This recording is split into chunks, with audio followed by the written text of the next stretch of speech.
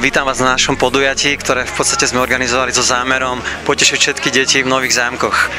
A nakoľko už v podstate v tejto chvíli okolo 11 hodín, tak môžeme povedať, že nás navštívilo okolo 400 detí.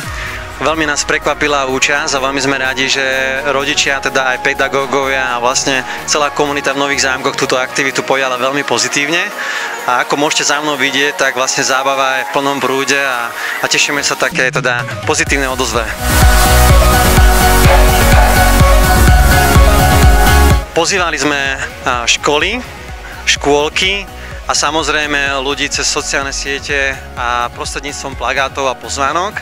A sme veľmi radi, že všetci vlastne nám vyšli natoľko v ústretí, že dnes môžeme povedať, že tá efektivita v rámci pozývania bola maximálne úspešná. Cieľom podujatia je v prvom rade sa priblížiť rodinám a deťom, nakoľko Novozámocké bytové družstvo má jedno zo svojich silných hodnôt byť čo najbližšie k ľuďom, byť čo najbližšie k rodinám, nakoľko vlastne naším zámerom je spríjemňovať pohodlie ľuďom, ktorí sú v bytových jednotkách, ktoré my im spravujeme. Takže sme radi, ak aj takouto aktivitou môžeme prispieť k tomu, že im spríjemníme dni, že im spríjemníme náladu a hlavne teda, že sa jedná o deti, takže deti sú veľmi vzácny poklad, je to ten najkrajší dar, aký asi máme, tak dúfam, že sme vás správne potešili.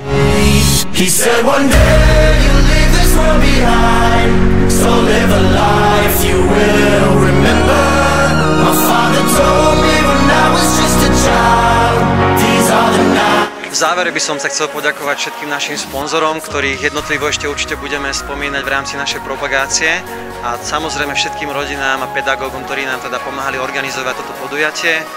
A som presvedčený o tom, že ideme tým správnym smerom, nakoľko Novozámocké bytové družstvo je dobrá voľba.